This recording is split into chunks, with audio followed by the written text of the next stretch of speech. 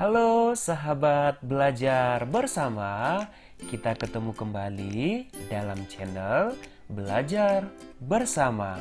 Bagaimana kabarnya hari ini? Semoga kabarnya baik-baik ya. Oke, pada video kali ini kita akan belajar IPS materi kelas 9 semester ganjil, yaitu bab 1 interaksi antar ruang benua Asia dan benua lainnya. Baik, apa ya yang kita pelajari pada video kali ini? Penasaran kan? Karena kita akan belajar mengenai benua yang ada di dunia. Yang pertama, kita akan belajar letak dan luas benua Asia dan benua lainnya. Kemudian kita akan belajar kondisi alam dan dinamika kependudukan negara-negara di dunia. Yang ketiga, pengaruh perubahan ruang dan interaksi antar ruang di benua Asia dan benua lainnya. Kita lanjut ya, materi yang pertama, letak dan luas benua Asia dan benua lainnya. Baik, kita amati gambar berikut, yaitu letak dan luas benua Asia dan benua lainnya. Kita amati dalam gambar berikut, ada 5 benua besar yang sudah dihuni oleh manusia. Yang pertama, ada benua Amerika. Benua Amerika, jika kita lihat letak astronomisnya, berada 170 derajat bujur barat sampai 35 derajat bujur barat dan 83 derajat lintang utara sampai 55 derajat lintang selatan.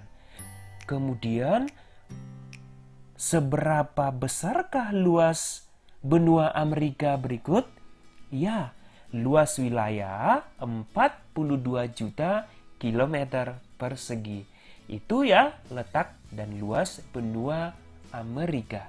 Kita lanjut ke benua berikutnya, yaitu benua Afrika.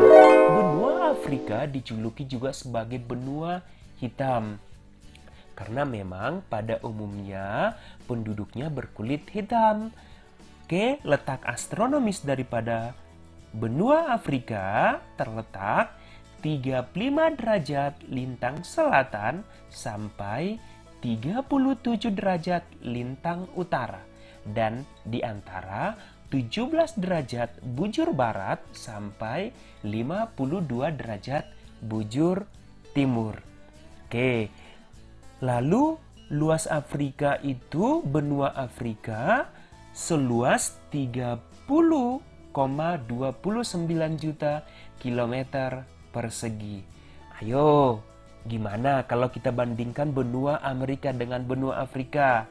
Mana yang lebih luas? Ya, benar, yang lebih luas adalah benua Amerika.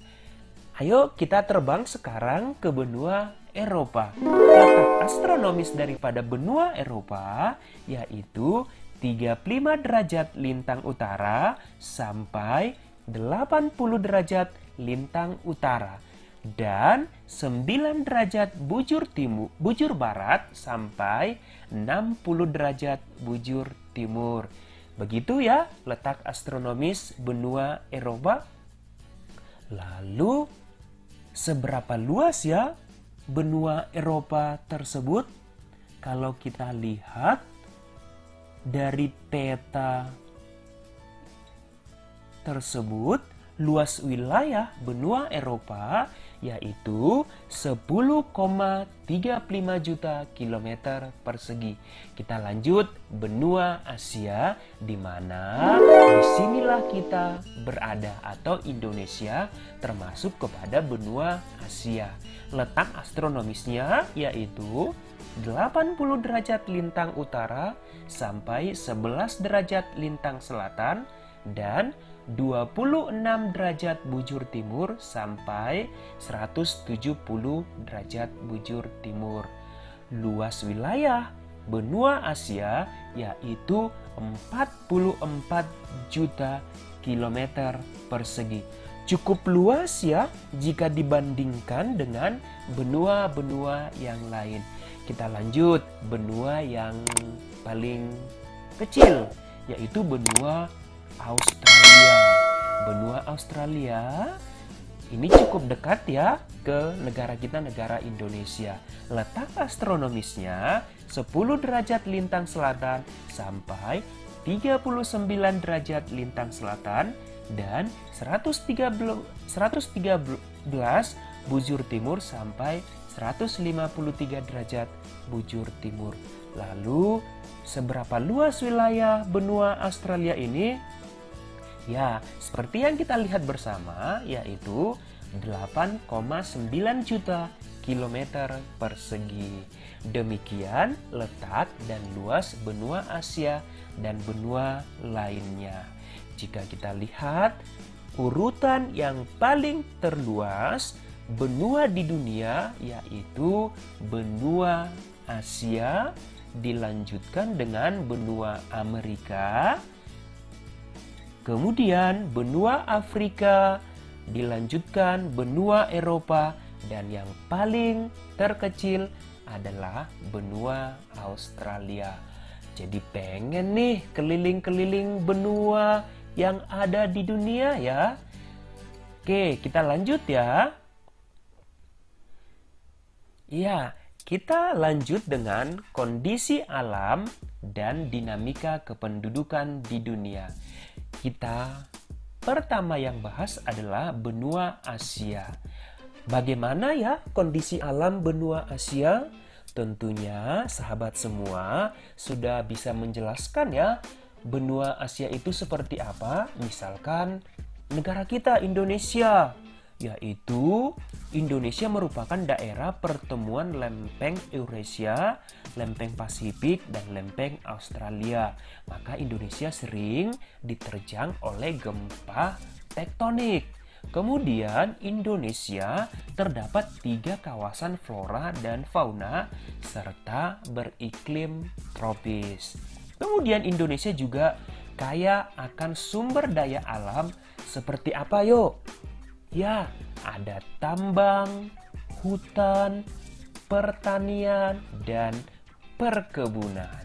Kita lanjut ya, negara yang berada di benua Asia adalah Korea Selatan. Siapa yang suka nonton film Korea? Ayo ngaku. Tapi kita tidak belajar mengenai film Korea ya. Yang kita pelajari adalah pada video ini kondisi alam Korea Selatan, yaitu terdapat titik tertinggi di Halasan dan pegunungan Taebak. Kemudian memiliki hutan tropis di sepanjang pantai selatan dan pulau Jeju. Iklimnya di sini sedang dengan 4 musim. Begitu ya kondisi alam beberapa benua Asia. Oke, kita lanjut kondisi penduduknya seperti apa ya? Kita amati piramida penduduk benua Asia. Ayo, masih ingat kan bentuk-bentuk piramida penduduk? Kalau kalian mengamati piramida penduduk benua Asia seperti apa? Ayo, silakan dijawab. Boleh ditulis di kolom komentar ya. Di sana bisa kita lihat bahwa benua Asia kondisi penduduknya, jumlah penduduknya paling tinggi. Kemudian keragaman budaya penduduk juga sangat tinggi. Walaupun beragam, kita harus tetap saling menghargai ya.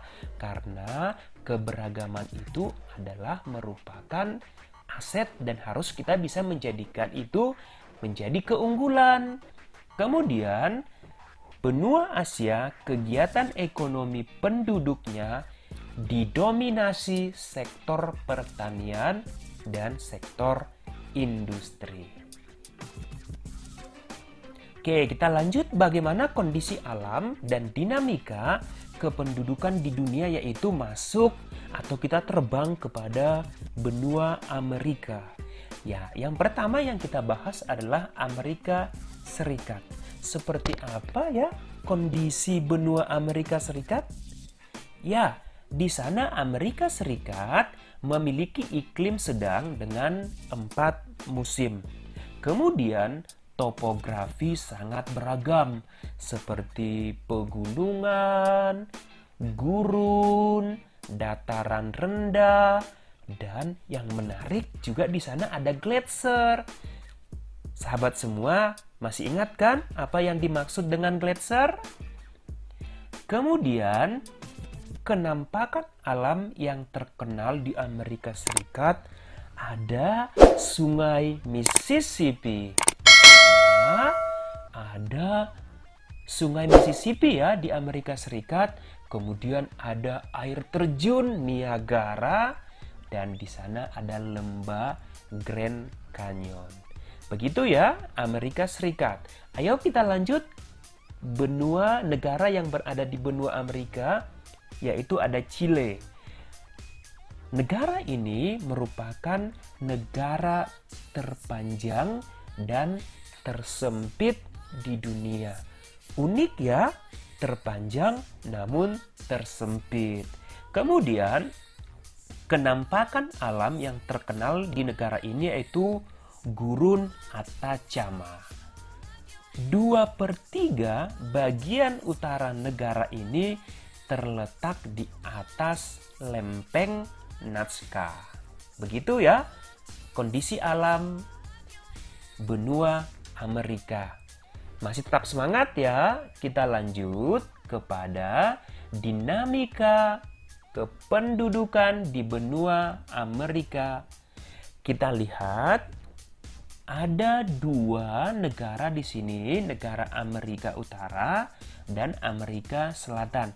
Kita amati ya bagaimana bentuk piramida penduduk di sana. Kita pertama lihat negara Amerika Utara.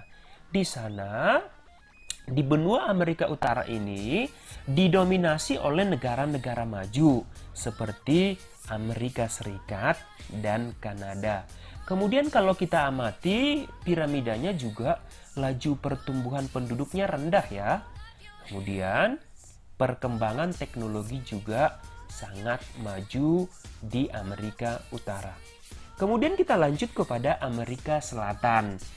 Yuk kita amati seperti apa kondisi kependudukannya. Apakah ini piramida penduduk muda atau piramida penduduk tua? Ya, kalian benar. Ini hampir mirip seperti piramida penduduk muda ya. Di mana di Amerika Selatan, kegiatan ekonomi kependudukannya didominasi oleh sektor pertanian. Hampir mirip ya kondisi kependudukan di Indonesia atau di benua Asia. Kemudian dikenal sebagai wilayah Amerika Latin. Kondisi perekonomian beberapa negara relatif stabil. Oke, sekarang kita lanjut kepada benua hitam, yaitu benua Afrika. Yang pertama yang kita bahas kondisi alam negara Mesir. Negara Mesir terletak di kawasan Afrika Utara. Sebagian besar berada di daerah subtropis, cenderung kering atau arid. Kemudian kalau Mesir ini dilewati oleh aliran sungai Nil dan terdapat pegunungan Sinai. Sebagian besar Mesir tertutup lapisan batuan gamping. Kita bahas kembali negara yang berada di benua Afrika yaitu Nigeria. Nigeria ini sama iklimnya dengan Indonesia, yaitu iklim apa yo? Ya, kalian benar, yaitu beriklim tropis. Nigeria terdapat kenampakan berupa gurun pasir, padang rumput, kemudian gunung batu, dan di sana ada juga rawa-rawa. Di Nigeria kita temukan Sungai Niger. Oke, kita lanjut kondisi kependudukan daripada negara atau negara-negara yang berada di benua Afrika. Wah, kita lihat piramida penduduk benua Afrika ini bagaimana kira-kira? Sangat tinggi ya angka kelahiran di sana. Jika kita lihat jumlah penduduk besar dengan tingkat pertumbuhan penduduk yang cukup tinggi. Kemudian persebaran penduduk juga tidak merata. Di benua Afrika juga banyak permasalahan penduduk berupa kesehatannya, perekonomiannya, dan tingkat pendidikan rendah. Jadi di benua Afrika tingkat pendidikannya masih sangat rendah ya, dan di sana tingkat kelahiran juga sangat tinggi.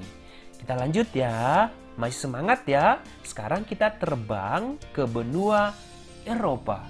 Wah, benua Eropa ini cukup unik ya. Oke, kita lihat kondisi alam benua Eropa. Yang pertama kita bahas adalah negara Inggris. Ayo, siapa yang bercita-cita sekolah ke Inggris? Ya, pasti ada ya. Oke, di sini negara Inggris dipengaruhi arus laut panas yang sejuk dan basah. Kemudian Inggris juga daerah iklim subtropis. Inggris juga terletak di dangkalan Eropa sehingga menjadi pulau kontinental ya. Oke, kita lanjut negara yang berada di benua Eropa selanjutnya yaitu Prancis. Ayo, Prancis dijuluki sebagai kota apa yuk? Oke, dan menara apa yang ada di Prancis? Ayo silakan dijawab. Ya, betul. Sebagian besar daratan di Prancis merupakan dataran rendah. Kemudian di Prancis kita temukan cekungan yang dikenal sebagai Masif Sentral. Oke, kita lanjut kondisi kependudukan di benua Eropa. Wah, kalau kita lihat gambarnya kok banyak usia tua ya? Apakah di benua Eropa banyak orang tua? Kita amati yuk piramida penduduk benua Eropa. Kalau kita lihat angka kelahiran di sana cukup rendah.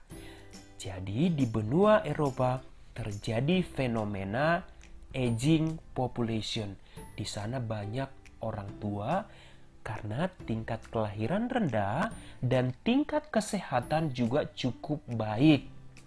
Kemudian di benua Eropa ini banyak negara-negara maju. Begitu ya kondisi kependudukan benua Eropa yang cukup menarik. Mudah-mudahan suatu saat kita bisa jalan-jalan ke benua Eropa. Oke, kita lanjut kepada benua yang paling kecil, yaitu benua Australia. Kalau kita lihat benua Australia kondisi alamnya terdiri atas 3 zona ya, yaitu ada dataran rendah tengah, dataran tinggi timur, dan plato barat besar. Iklim di sana iklim tropis, subtropis, gurun, dan iklim laut sedang. Di sana juga terdapat kenampakan The Great Barrier Reef ya. Kemudian ayo, siapa yang tahu fauna khas Australia? Fauna yang memiliki kantong. Ya, benar. Ada yang namanya kanguru. Makanya benua Australia dijuluki juga sebagai negara kanguru.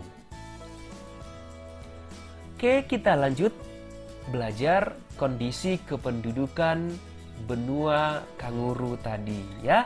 Oke, kita lihat di sana bahwa kependudukan di sana tingkat kelahiran tidak terlalu tinggi ya. Di sana juga kita lihat usia produktifnya cukup tinggi. Jadi artinya di sana beban ketergantungannya sangat rendah ya. Benua Australia dipengaruhi kedatangan bangsa Inggris pada abad ke-15. Perekonomian didukung sektor pertanian, perkebunan, perindustrian, dan jasa. Kemudian tadi seperti yang dijelaskan bahwa di benua Australia pertumbuhan penduduk sangat lambat. Begitu ya kondisi alam dan kondisi kependudukan benua Australia. Oke, kita lihat di sini. Kita lanjut ya, bagaimana pengaruh perubahan ruang dan interaksi antar ruang di benua Asia dan benua lainnya. Yang pertama, pengaruh perubahan ruang yaitu faktor alam. Di sana terjadi yang namanya tsunami, terjadi juga banjir, gunung meletus, longsor, dan juga ada badai. Kemudian, pengaruh perubahan ruang terhadap aktivitas manusia yaitu pemanfaatan alam secara eksploitasi atau secara besar-besaran. Kemudian di sana juga penggunaan lahannya tidak seimbang. Begitu ya, pengaruh perubahan ruang dan interaksi antar ruang di benua Asia dan benua lainnya.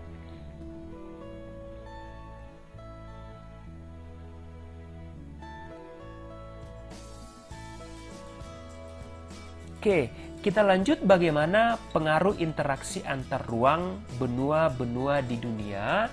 Kita lihat dari bidang ekonomi. Di sana pengaruh interaksi antar ruang benua-benua yang ada di dunia, misalkan interaksi antara benua Amerika dengan benua Asia dengan benua Australia di bidang ekonomi, yaitu mendukung pertumbuhan ekonomi setiap negara yang melakukan interaksi. Kemudian juga di sana daya saing ekonomi meningkat, kualitas produk meningkat, peluang investasi juga semakin terbuka karena ada interaksi antar benua-benua di dunia. Lalu bagaimana ya pengaruh interaksi antar ruang benua-benua di dunia dalam bidang sosial budaya? Misalkan penduduk Amerika melakukan interaksi ke Asia. Penduduk Australia melakukan interaksi ke benua Eropa. Bagaimana ya pengaruhnya? Ya, bisa kita lihat sektor pariwisata menjadi sektor yang menjanjikan. Kedua, tentunya pengaruh budaya barat dapat merusak budaya asli. Jadi untuk ini perlu alat untuk memfilter ya. Tidak harus semuanya budaya-budaya barat harus kita tiru. Kemudian, dengan adanya interaksi antar ruang benua-benua di dunia, ini menurunkan kesenjangan sosial. Kemudian juga dengan datangnya penduduk dari Amerika, Eropa, Australia ke Indonesia, itu menjadikan budaya kita menjadi kebanggaan negara Indonesia. Begitu juga dengan negara-negara yang lain. Oke, kita lanjut. Bagaimana pengaruh interaksi antar ruang benua-benua di dunia di bidang politik? Ya, dengan adanya interaksi antar ruang benua-benua di dunia, ada potensi saling mempengaruhi antar negara. Kemudian tingkat kepercayaan antar negara makin membaik dengan adanya interaksi tersebut. Kemudian menghilangkan kesenjangan antara negara maju dan negara berkembang. Tentunya juga dengan adanya interaksi antar ruang benua-benua di dunia bisa juga memicu konflik di perbatasan. Begitu ya pengaruh interaksi antar ruang dalam bidang politik. Ayo kita lanjut. Pengaruh interaksi antar ruang dalam bidang pendidikan. Kita lihat ya. Yang pertama, dengan adanya interaksi antar ruang benua-benua di dunia, taraf pendidikan meningkat. Ya, tentunya. Kedua, angka melek huruf meningkat juga, khususnya negara-negara berkembang ya. Kemudian, teknologi merambah ke berbagai penjuru dunia. Kemudian pengaruh yang berikutnya dalam bidang pendidikan yaitu ilmu pengetahuan dan teknologi juga akan semakin berkembang. Cukup menarik ya, pengaruh interaksi antar ruang benua-benua di dunia.